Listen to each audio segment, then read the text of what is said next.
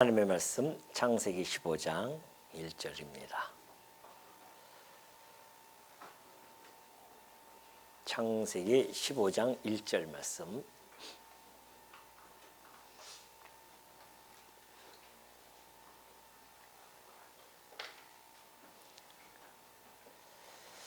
이후에 여호와의 말씀이 환상 중에 아브라함에게 임하여 이르시되 아브라함아 두려워하지 말라.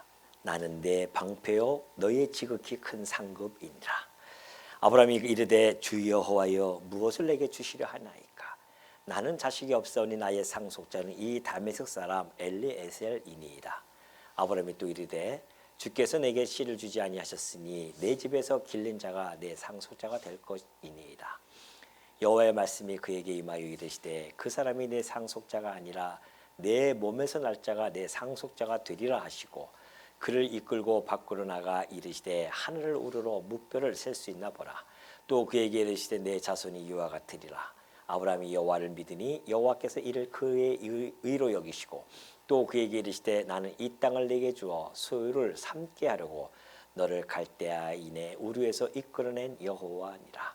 그가 이르되 주 여호와여 내가 이 땅을 소유로 받을 것을 무엇으로 알리이까.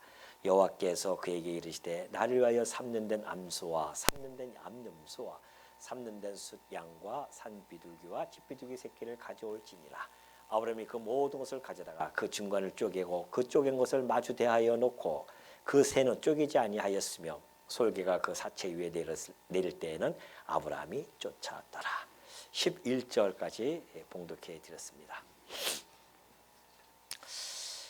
우리 지난 시간에 아브라함이 조카 롯이 북방 연합군에게 포로로 끌려간 것을 알고 곧이어 쫓아가서 롯과 그리고 그의 모든 가신들 또 재산들을 다 다시 되찾고 돌아와서 하나님께 찬양을 했던 그런 내용을 우리가 살펴본 바가 있습니다. 그 사건이 있은 이후에 그런 이야기입니다. 15장 1절에 이후에 그 이야기는 그러한 사건 북방연합군과 한판 큰 싸움이 벌어지고 승리한 이후에 여호와의 말씀이 환상 중에 아브라함에게 임하여 이르시되 그래요. 여호와의 말씀이 이제 이때 나타나셨는데 사실 지금 아브라함이 이 말씀을 받을 때가 한 85세 정도 됩니다. 그러니까 이제 갈대아 우르에서 12장에서 처음으로 하나님께 그 명령을 받고 가나안 땅으로 들어오죠. 그때가 한 15세 정도고요. 한 10년이 지납니다. 하나님께 그 약속을 받았었습니다. 그 약속을 받고 많은 민족의 아브라함이 그 민족의 조상이 되어질 것을 후에 지금 약 한 10년이 지났습니다. 10년의 경고한 때 이때 하나님의 말씀이 지금 나타난 거예요. 환상 중에 지금 나타났습니다. 이때 당시 제가 여러 번 말씀드리지만은 환상이라고 하는 것 또는 뭐 무아지경에 빠지고 막 이런 것들은 하나님께서 지금 특별 계시를 하는 그 과정 속에서 나타나는 하나의 방식입니다. 지금은 환상을 자꾸 보려고 하시면 안 됩니다. 지금은 특별 계시가 완성되어졌기 때문에 하나님의 뜻이 이 안에 다 담겨져 있어요. 우리에게 특별히 뭐 직통으로 계시할 이유가 전혀 없습니다. 내 개인적인 모든 삶은 우리는 알 수가 없어요. 하나님이 우리의 삶을 알려주시는 분이 아닙니다. 우리는 우리의 삶을 하나님의 이 특별 계시는 말씀을 통하여 해석하고 나갈 뿐이죠. 하나님께서 뭐 내가 앞으로 어떻게 될 것이다 막 이런 걸 보여주시는 그런 하나님은 결코 아닙니다. 지금 아브라함이든가 뭐 다윗이라든가 이런 성경적인 계시적인 인물들은 하나님이 지금 이 계시를 하기 위해 방편으로 사용이 되어지기 때문에 이러한 모습으로 나타난다는 것이죠. 그래서 뭐 환상 좋아하시는 분들 보면은 그 환상 때문에 망하신 분 참 많이 있습니다. 제 친구도 사업을 시작하면서 그냥 하나님께 기도한다고 막 붙들고 산에 올라서 기도하더니만 환상을 보고 내려왔어요. 그래서 뭐 불병거가 뭐 자기 눈앞에 확 펼쳐졌다나 그 엘리사 그 이야기를 보고서는 아마 자다가 꿈을 꿨을 수도 있죠. 불병거가 있으니까 그것이 꼭 자기의 환상처럼 착각할 수도 있습니다. 그래가지고서는 사업한다고 해가지고서는 다 말아먹었잖아요. 몇 개월도 안 돼가지고서는. 착각하면 안 되거든요. 제가 전주에 있을 때 그 앞에 어느 교회 목사님도 순복음교회 개통인데 그냥 환상 중에 예배당을 건축하라고 하는 그 환상을 보고서는 예배당 건축했는데 얼마 안 가서 그것도 부도가 나버렸어요. 그러니까 지금 시대에는 그렇게 환상을 보고서는 일을 해나가는 것이 아닙니다. 그저 우리는 마음속으로 기도하고 그리고 일을 하다가 보면 되어지는 일들이 하나님의 뜻이다 생각하고 해나가는 것이지 우리의 앞날을 그건 점을 보는 거잖아요. 그런 것들은 그건 세상 사람들이 점 보는 것이지 기독교인들은 점을 보는 자들이 아니에요. 미래에 대해서 궁금해할 필요도 없습니다. 오늘 하루 주시는 삶을 충실하게 살아가는 것일 뿐이지 뭐 미래에 대해서 자꾸만 알려고 하는 것 그건 어리석음입니다. 그러나 오늘 하루 주시는 것 감사히 여기고 살아가는 것 이것이 기독교인들의 삶의 모습이라는 것을 여기서 잘 보여줄 수가 있죠.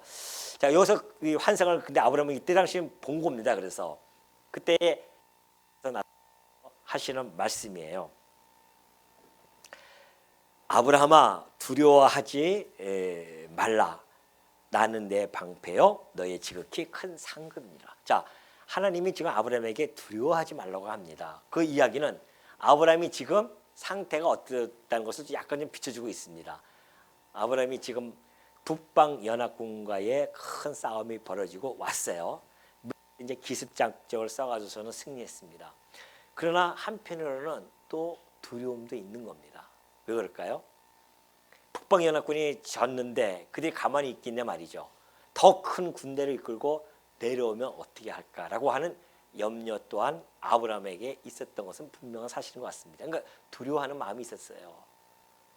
또 하나는 지금 하나님께서 내 민족을 하늘의 별처럼 많게 해주겠다고 했는데 지금 아브라함에는 후사가 없습니다. 나이는 점점 늙어가고 있는데 85세 정도 됐는데 후사가 없으니 또 두려움도 있는 거죠. 이러다가 내 후사 없이 나 인생 끝나는 거 아닌가. 왜냐하면 그때 당시에 후사는 매우 중요한 그 가계를 이어가는 그런 그 후사로서 매우 중요한 성을 띠고 있죠. 그러니까 없으면은 그때 당시에 이제 내 후사가 없으면은 그 주변에 양자로 들여서 자기의 가계를 그 후사에게 맡기는 그러한 것들이 이제 관습으로 있었던 그러한 때였었습니다. 그러니 아브라함도 그러한 생각을 어찌 안 가질 수 있겠습니까? 사실 우리가 아브라함 신앙을 자꾸 이야기하지만은 아브라함도 그렇고요. 우리 모두가 그렇습니다. 우리가 신앙이 그냥 쫙 이렇게 그냥 곡선을 타가지고서는 하늘로 쫙 올라가듯이 이렇게 올라가면 얼마나 좋겠어요. 우리 신앙은 그렇지 않습니다. 우리 신앙이 이렇게 쫙 올라가면은 너무 좋겠는데요. 이렇게 안 올라갑니다. 반드시 산과 골짜기를 지나가면서 이러한 우리의 그 어떠한 그 뭐랄까 우리의 삶에 이러한 운율이 있는 거예요. 시의 운율처럼 이런 것이 있는 거죠. 그래서 때로는 공고함 속에 있기도 하고요. 때로는 형통함 속에 있기도 하고 때로는 나의 신앙생활이 어려움을 겪기도 하고 때로는 내 신앙생활이 견고하게 세워질 때도 있습니다. 그 일진일퇴하는 그러한 신앙이 사실은 이 땅의 지상에서 살아가고 있는 성도의 모습이에요. 그래서 때로는 내가 신앙이 참 좋은 것 같았었는데 어느 순간에 뭐 믿음이고 뭐고 언제 있는 것처럼 싹 사라질 때가 있습니다. 그러니까는 예수님께서 아시아에 있는 7개의 편지 보낼 때도 그런 이야기 하지 않습니까? 에베소 교회에 편지 보낼 때도 너희가 처음 사랑을 잃어버렸구나 그러잖아요. 처음 사랑을 잊어버렸다는 것이죠. 그러니까 우리의 처음 사랑을 때로는 우리가 잊어버릴 때도 있습니다. 그러니까 이러한 과정 속에서 하나님께서 우리를 사실은 이러면서 우리를 키워 가시는 겁니다. 그렇기 때문에 우리가 이 아브라함도 마찬가지예요. 그냥 끝까지 신앙이 좋을 줄 알았더니만 이제 좀 있으면 또 나와요. 또 그냥 자기 아내를 또 누이라고 또 속이는 이때가 있다니까요. 지금 이 두려움의 마음은 아마 이쪽으로 좀 내려가는 이때의 상황입니다. 그러나 우리가 실망하지 말아야 할 것은 이때 하나님께서 우리들에게 적절한 뭐가 있냐면은 위로가 있습니다. 하나님의 위로가 있어요. 여러분이 잘 못 느끼실지도 모르겠지만은 오늘 우리 아브라함을 통해서 우리는 충분히 그걸 감지할 수가 있어요. 하나님의 위로가 이때쯤 나타납니다. 자, 이때쯤에는 하나님 위로가 없죠. 위로할 게 없잖아요. 여기는 뭐예요? 이때는 찬양이에요. 하나님께 막 찬양을 하는 겁니다. 지극히 높으신 하나님 하면서 막 찬양하잖아요. 그러나 이때는 찬양할 때가 아니에요. 이때는 공부할 때, 기도할 때에 하나님께서 우리에게 위로를 해주십니다. 지금 아브라함에게 나타나는 위로가 딱 두 가지가 나타나 있어요. 그게 뭘까요? 아브라함아, 나는 너의 뭐예요? 나는 너의 방패요 지극히 큰 상급이다. 방패이시며 큰 상급이에요. 하나님이 적절한 위로가 나타납니다. 첫 번째 이 방패라고 하는 것은 지금 이 아브라함이 저 북방 연합군이 또 쳐들면 어떻게 할까라고 하는 그런 두려움이 있어요. 그 두려움에 대한 위로입니다. 내가 너의 방패다. 방패라는 것이 뭡니까? 너의 보호막이라는 겁니다. 하나님이 아브라함의 보호막이에요. 하나님이 그 아브라함의 능력과 힘이 되어 주신다는 겁니다. 이것처럼 큰 위로가 어디 있겠어요? 세상에서도요. 자기가 세상에서 이 땅에 살아가 보면은 인간이 가장 갖고 싶어하는 것이 무엇이 있을까요? 여러 가지 있겠지만은 보호막을 가지고 싶어 합니다. 다시 말해서 뒷배가 좀 든든하면 좋겠어요. 뒷배가 있으면 좀 큰 소리 치고 살고 싶거든요. 아, 누가 날 보호해 준다? 그 보호해 주는 그 뒷배가 권력이 크면 클수록 어떻게 합니까? 물불 안 가리지 않습니까? 요즘 한참 지금 뭐 정치적으로 난리가 나고 있는데 그 권력을 가진 자가 뒷배가 되어져서 자기 보호막이 되어져서 자기의 어떤 사익을 추구하는 그런 도구로 사용되어지니까 지금 문제가 많이 되고 있지 않습니까? 그 세상에서의 이 보호막은 더군다나 이건 완전히 가변성이 있는 이거는 언제든지 바뀌어요. 어제의 친구가 오늘의 적이 되어지는 거 아닙니까? 또 오늘의 적이 내일의 친구가 되어질 수도 있어요. 그것은 세상의 그 방패의 역할입니다. 그러니까 다시 말해서 믿을 수가 없습니다. 그러나 하나님의 우리의 방패가 되신다? 하나님은 불변하신 분이시잖아요. 그분이 우리의 보호막이 되어진다고 하는 것은 이 보호막은 변함이 없다는 겁니다. 오늘 성도에게 있어 보호막은 바로 하나님 한 분뿐이 없어요. 다른 곳으로 여러분의 보호막을 삼으려고 하지 마시란 말입니다. 아멘이죠? 아니, 재물이 내 보호막이 될 수 있을 것 같아요? 하루아침에 없어진다니까요. 그거 의지했다가는. 내 남편이 나의 보호막이 될 수 있을 것 같아요? 하루아침에 바뀐다니까요. 아침에는 보호막처럼 보였는데 저녁 때는 완전히 꼬챙이가 돼가지고서는 내게는 쑤신단 말이죠. 쑤시는 거 꼭 찔른단 말이에요. 콕콕 찔러버려요. 아픔을 준단 말이죠. 그게 우리 인간의 모습입니다. 그러나 여러분들의 보호막은 하나님은요 변함이 없어요. 왜? 그는 회전하는 그림자가 없으신 분이십니다. 그런 불변하신 하나님을 우리의 위로자로 삼고 있는데 우리가 위로자로 계시는데 염려할 것이 무엇이 있습니까? 이 땅에 살아면서 걱정할 것이 무엇이 있어요? 지금 여러분 혹시 걱정거리가 집에 이렇게 많이 쌓아놓고 있습니까? 차마 그걸 가지고서는 교회까지 오지 못하니까 집에다가 다 두고 계셔요? 그리고 조금 있다가 이제 나가시면 집에 가면서 이제 걱정거리가 아이고 그것도 걱정하십니까? 오직하면 하나님께서 우리들에게 그 걱정거리를 하지 않도록 약을 주셨잖아요. 무슨 약이요? 예, 마음 푹 놔줘입니다. 이게 마음 푹 놔줘라 약이 있어요. 뭐 요즘 선지에 보니까 뭐 안심약 무슨 약 그런 약이 있더라고요. 안심해줘 뭐 이런 약 진작에 나왔어요. 그 약은 마음 푹 놔줘. 이 약만 구약과 신약을 먹으면 마음이 푹 놔주는 겁니다. 걱정 근심할 거 없어요. 하나님 나의 보호막이신데. 그러니까 이것이 이 방패라고 하는 이 단어가 처음으로 창세기에서 나왔어요. 내가 네 방패야. 하나님이 해주시니까 성도들이 얼마나 힘이 나는지 그 방패를 가지고서는 얼마나 많이 삶 속에서 인용하고 노래로 부르는지 아십니까? 시편 보십시오. 다윗 얼마나 멋있습니까? 여호와는 나의 반석이시여. 막 그냥 이 방패의 위에다가 얼마나 성도들이 그 하나님께서는 내가 나온 방패야 이 한마디뿐이 안 하셨는데 성도들은 거기에다가 막 그냥 인용을 하는 거죠. 힘을 더 얻는 겁니다. 맞다. 여호와는 나의 반석이시다. 흔들리지 않는다 말입니다. 나의 요새세요. 누가 무너뜨릴 수 없는 요새예요. 나를 건지시는 이시오. 나의 하나님이시오. 내가 그 안에 피할 나의 바위시오. 우리는 그 하나님이 나의 바위시기 때문에 우리는 그 안에 피하는 자들이에요. 천둥이 치든 번개가 치든 간에 그 바위 안에서 우리는 편안하게 지낼 수 있죠. 나의 방패시오 그러잖아요. 나의 방패요. 나의 보호막이십니다. 나의 구원의 뿌리십니다. 능력이라는 겁니다. 날 구원해 줄 수 있는 능력자 아니십니까? 나의 산성이십니다. 인간들이 왜 산성을 칩니까? 예? 그 안에서 그냥 편하게 딱 그 마음 안식을 얻기 위해서 하는 거 아닙니까? 우리 하나님이야말로 우리의 산성이세요.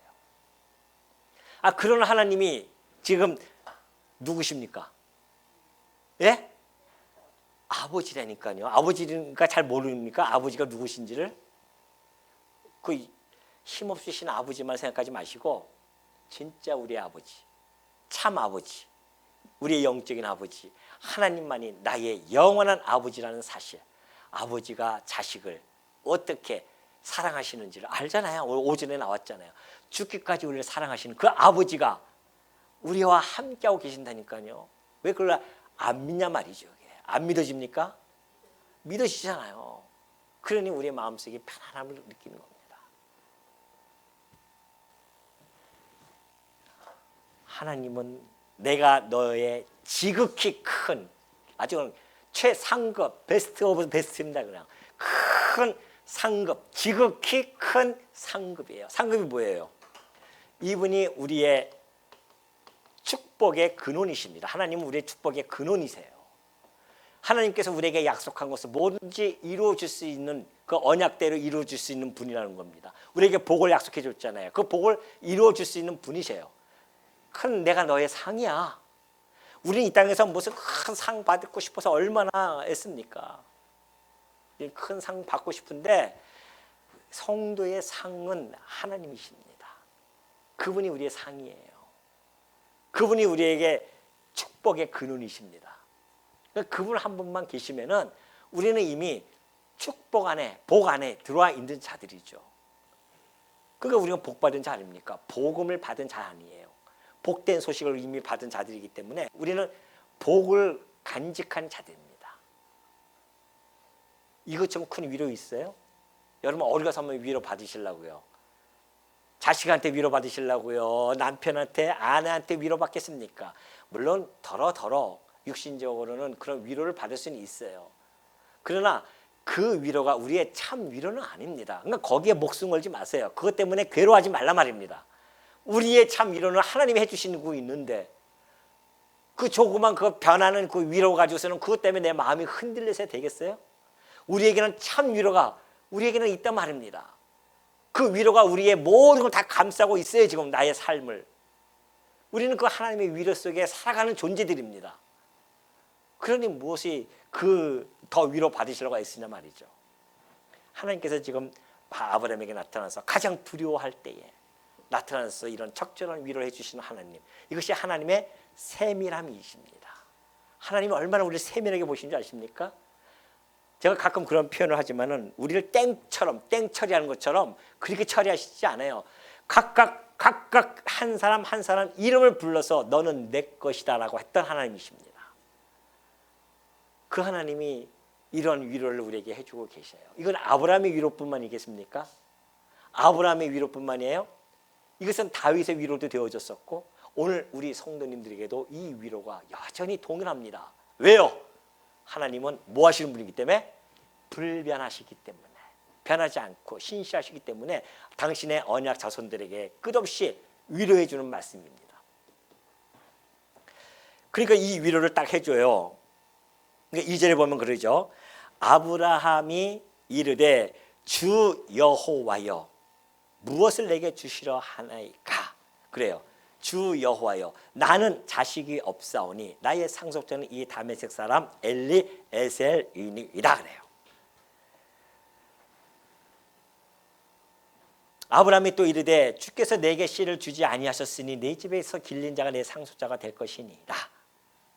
자, 아브라함이 하나님께 이렇게 위로를 받고 나서는 그래도 내 자식이 좀 없는데 후사를 세워야 되는데, 아니 하나님이 지금 민족을 해준다고 했는데 그럼 하나님이 해주실 줄 믿고 있어야 되는데 급해요 마음이. 하나님 계획을 따라가면 참 편합니다. 근데 하나님 계획을 따라가지 않고 인간의 계획에 먼저 앞서기 시작하면 불안하거든요. 두렵고 막 급하죠. 그러니까 아브라함도 좀 급한 겁니다. 하나님이 내게 많은 민족을 주신다고 했는데 자식은 없어요. 그러니 인간의 생각이 좀 나오는 겁니다. 하나님, 내 이 엘리에셀이 이 다메섹 사람인데 혈통은 아니지만은 아주 정말 아주 진짜 성실하고 내 이 가업을 이을 만한 사람입니다. 내가 그에게 내가 내 상속자가 그에게 상속을 해주고 싶습니다. 그래요. 하나님이 뭐라고 하십니까? 4절에 여호와의 말씀이 그에게 임하여 이르시되 그 사람이 내 상속자가 아니라 내 몸에서 날 자가 내 상속자라 그래요. 네 몸에서 난다는 겁니다. 여러분 이 말씀은 어마어마하죠. 왜 그러냐면은 이 말씀은 사도행전에 보면은 이 말씀이 있습니다. 사도행전 4장 12절. 다른 이로서는 구원을 받을 수 없나니 천하 사람 중에 구원을 받을 만한 다른 이름을 우리에게 주신 일이 없음이니라 그랬습니다. 다른 이로서는 구원을 얻을 수가 없습니다. 그 이야기는 뭡니까? 예수 그리스도 외에는 구원을 얻을 수가 없다는 겁니다. 이 사도행전 4장 22절의 이 진리, 구속의 진리를 확증하는 구절이 뭔지 아십니까? 바로 이 구절이에요. 처음 나온 겁니다. 아니야, 내 상속자가 아니라 그 사람이 내 몸에서 날 자야, 그런 이야기예요. 그러니까 하나님께서는 이미 그 상속의 혈통을 계획해 놓으셨습니다. 어떻게 해요? 다 정해놨잖아요. 상속. 예? 어디서부터? 셋서부터. 셋, 에녹. 또 누굽니까? 에녹. 예? 빨리 해보세요. 노아, 또 셈, 또 아브라함, 이삭, 야곱 쭉 해가지고 유다, 다윗, 누구? 예수 그리스도. 아브라함과 다윗의 자손으로 오실 것을 이미 계획을 세우셨어요. 하나님께서 작정되었단 말입니다. 그러니까 다른 일로서는 안 돼요. 다른 사람들은. 아브라함의 씨만이 가능한 일입니다. 그러니까 아브라함이 지금 여기 있는 사람을 데려다가 여기 계통으로 올려놓으려고 하니까 하나님이 아니야. 무슨 소리야. 다른 일로서는 안 돼. 하나님이 이 아브라함의 후손을 통해서 인류를 구원시키고 천하 만민을 복을 줘야 할 자리인데 이 계통을, 이 혈통을 하나님이 이미 계획해 주셨단 말입니다. 그러니까 이 말씀이에요. 안 돼.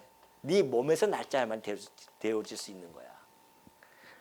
그러니 베드로가 이 말씀을 보고서는 이 말씀을 한 겁니다. 다른 이로서는 구원을 받을 수 없다.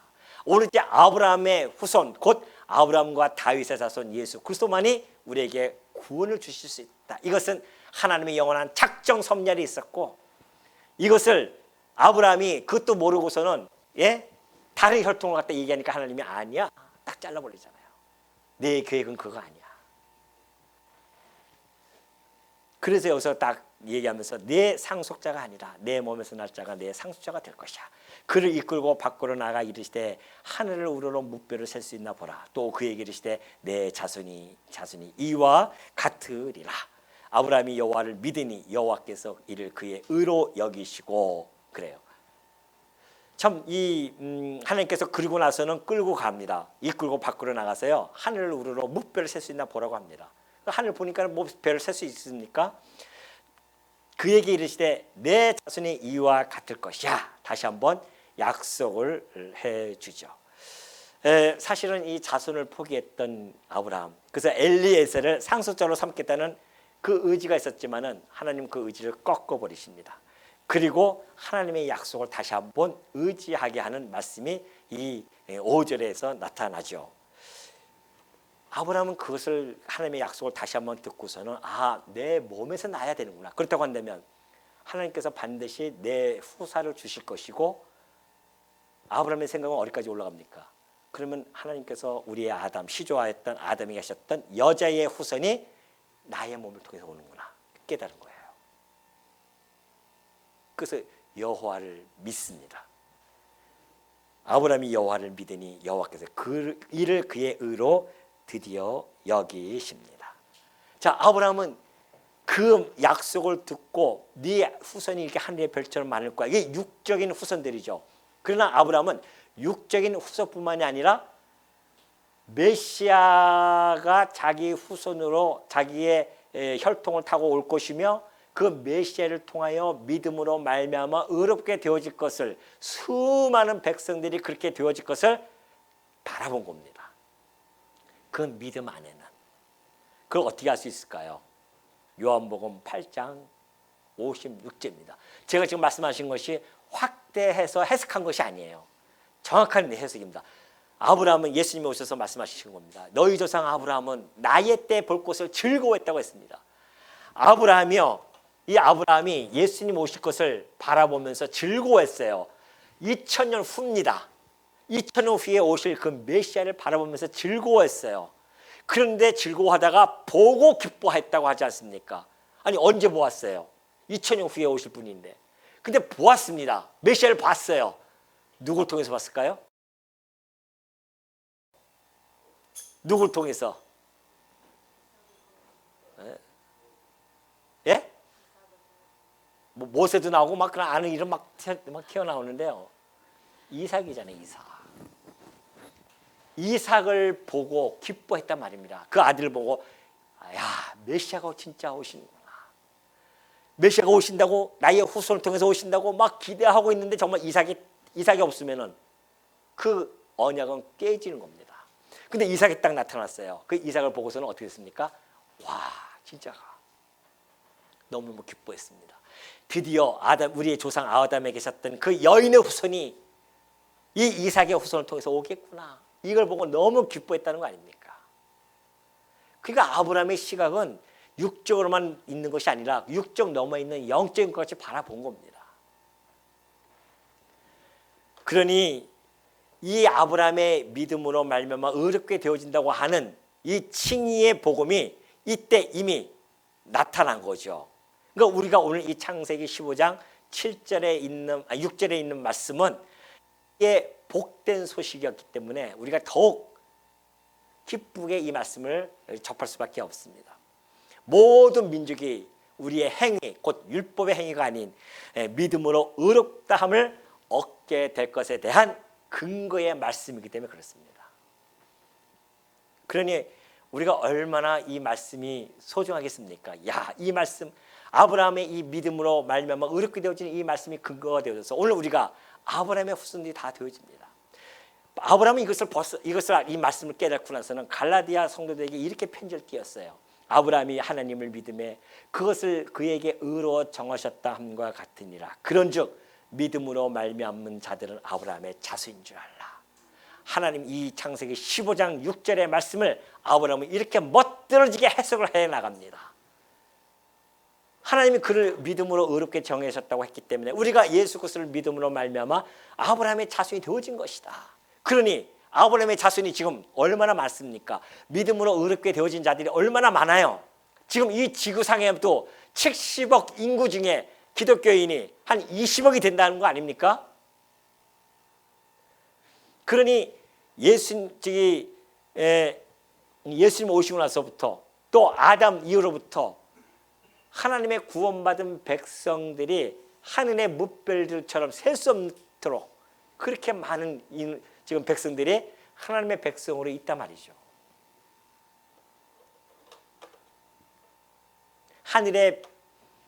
하늘을 우러러 뭇별을 셀 수 없을 만큼 하나님이 약속해 준 이 약속은 육적 이스라엘 약속뿐만 아니라 그 너머에 있는 영적인 자손까지도 하나님이 지금 약속해 주는 내용입니다. 그런데 놀랍게도 정말 그러한가 의심할 수밖에 없는 우리들에게 그 의심의 벽을 그냥 무너뜨리는 말씀이 있습니다. 요한계시록 7장 9절에 갔더니만 하나님이 요한을 통하여서 이렇게 보여줬어요.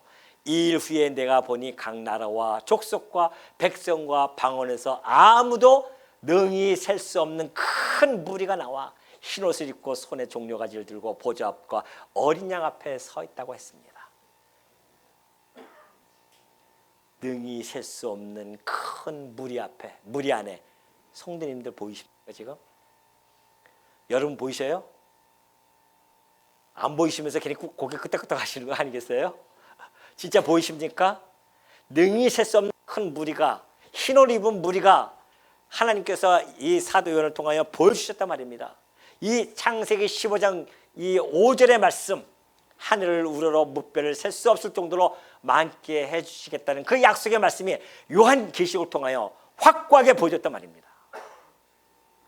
그 무리 앞에 여러분, 그 무리 안에 여러분이 지금 다 포함되어져 있다는 거 아니겠어요? 이 무리 안에 여러분이 보이시면 아멘 하시기 바랍니다. 안 보이시면 뭐 아멘 못하는 거고요. 믿음으로 우리가 이것을 획득하는 겁니다. 믿음대로 되어진다고 하는 것이 그런 말씀이에요. 내가 정말 믿는다. 그런데 믿지 않는 자들은 이거 안 믿으니까 못 갈 것이고 없을 것이고 그 무리 안에.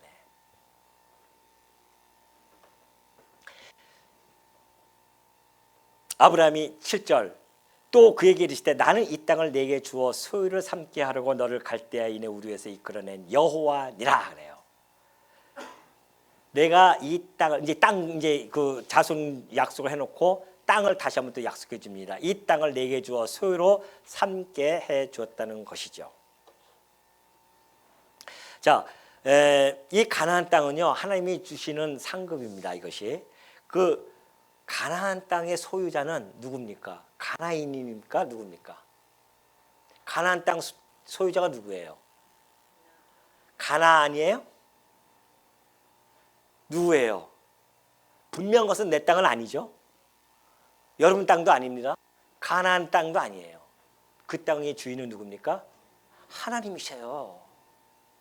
하나님이 소유자입니다. 그래서 이런 말씀을 하신 겁니다. 이 땅을 내게 주어 소유로 삼게 하겠다. 진정한 참 소유자가 주시겠다는 겁니다. 그 땅을. 여러분 착각한다고요. 가나안 사람이 그 땅 소유자인데 왜 그 하나님께서 그렇게 할 수가 있는가? 아니에요. 그 땅 참 소유자는 하나님이십니다. 그 땅의 소유자를 마음대로 바꿀 수 있는 절대 주권자가 누군가? 하나님이십니다. 지금 그 말씀을 해주고 계시죠. 아브라함은 권리나 명분이 없어요. 사실은 그 땅에. 그럼 가나안 사람들은 있는가? 그 사람들도 없습니다. 오로지 땅의 진정한 소유자는 하나님 여호와이십니다. 그러니 소유권 이전 역시 여호와의 주권이 있음을 너무나 잘 보여주고 있습니다. 지금 하나님께서 왜 그 땅을 주시려고 하십니까? 아브라함에게. 그 땅에서 잘 먹고 잘 살라고요? 아니에요. 하나님 계획 속에는 그 여인의 후손인 메시아가 이 땅에서 탄생할 것이라는 것을 지금 보여주고 있습니다. 그 계획의 출발이에요. 지금 하나님이 여인의 후손이 어느 땅에서 오냐 말이죠. 이 땅에서 오겠다는 거예요. 가나안 땅으로 하나님 보내시겠다는 겁니다. 대한민국 땅도 아닙니다. 하나님 그 땅을 정하셨어요. 그 가나안 땅을 정하신 이유는 메시아를 보내시겠다는 그 계획이 있었기 때문에 그 땅을 아브라함에게 주셨고, 그리고 그 땅을 후손들이 살게 해 주셔서 결국은 메시아가 그 땅의 후손으로서 이 땅에 오시는 겁니다. 그러니까 이 단순하게 땅을 주겠다고 하는 것은 그 땅을 갖다가 내가 그냥 주겠다는 그 의미가 아니라 그 땅에는 메시아가 태어날 곳이라는 것을 우리들에게 보여주시는 겁니다. 그래서 그 땅을 주시겠다고, 그 땅을 주시려고 내가 갈대아인의 우리에서 내서 내가 이 땅을 너에게 이끌어낸 여호와다, 그렇게 이야기하고 계시는 겁니다. 그러니까는 아브라함이 묻습니다. 그가 이르되 주 여호와여, 내가 이 땅을 소유로 받을 것을 무엇으로 알 수 있습니까? 그러면 제가 알고 싶습니다. 이 땅을 지금 내가 아무 권한도 없고 그럼 내 빈몸 하나 지금 여기 와 있는데 이 땅이 내 소유가 되어질 줄 내가 어떻게 알고 있습니까? 그것을 지금 하나님께 묻죠. 그러니까 하나님께서 여호와께서 그에게 이르시되 나를 위하여 3년 된 암소와 3년 된 암년소 3년 된 숫양과 산 비둘기와 집 비둘기 새끼를 가져올지니라. 그리고 아브라함이 그 모든 것을 가져다가 그 중간을 쪼개고 그 쪼갠 것을 마주 대하여 놓고 그 새는 쪼개지 아니하니라. 솔개가 그 사체 위에 내릴 때는 아브라함이 쫓았더라. 자, 하나님께서 그래 그러면 내가 증거를 보여줄게. 가져와라. 그래요. 뭘? 소들, 뭐 암소, 암염소, 숫, 양, 비둘기를 가져옵니다. 그러면서 뭘 하기 위해서? 누굴 위해서? 누굴 위해서? 아니 아브라함이 증거를 보여준다고 하면 하나님이 그래 아브라함을 위해서 내가 좋아. 짐승들 가져와. 그래야 되는데 하나님은 나를 위하여 가져오라고 합니다. 그래서 쪼개요. 쪼갠다고 하는 것은 무슨 의미인지 아십니까? 쪼개는 그 언약을 신실하게 지키시겠다고 하는 그 의미가 그 안에는 담겨져 있습니다. 다시 말해서 짐승을 쪼갠다고 하는 것은 만약에 서로 약속을 했는데 그 서약을 파기한 자가 그 몸이 쪼개질 것이다. 다시 말하면 멸망을 당할 것이라는 것 의미가 함축되어져 있습니다. 그만큼 엄중한 거예요. 그 짐승을 쪼개서 언약을 맺는다고 하는 것은 그 언약을 어기시 멸망을 당할 것이다 라는 겁니다. 예레미야 34장 18절 가면 너무나 잘 그 내용이 포함되어 있습니다. 하나님과 이스라엘 백성 간에 율법을 통하여 언약을 맺습니다.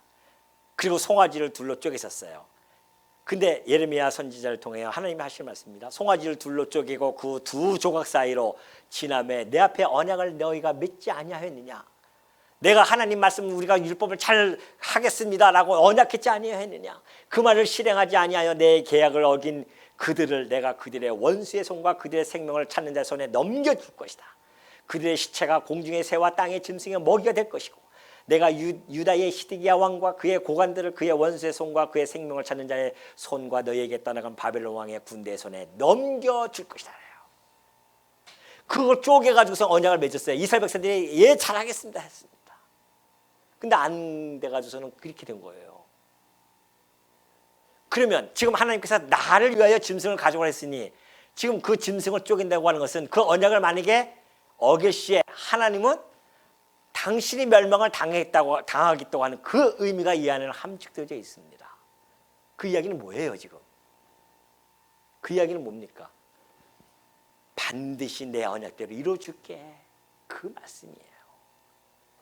내가 만약에 언약을 어기면은 나는 너의 하나님이 되어질 수 없고 그리고 그 하나님은 죽은 하나님이 되어지십니다.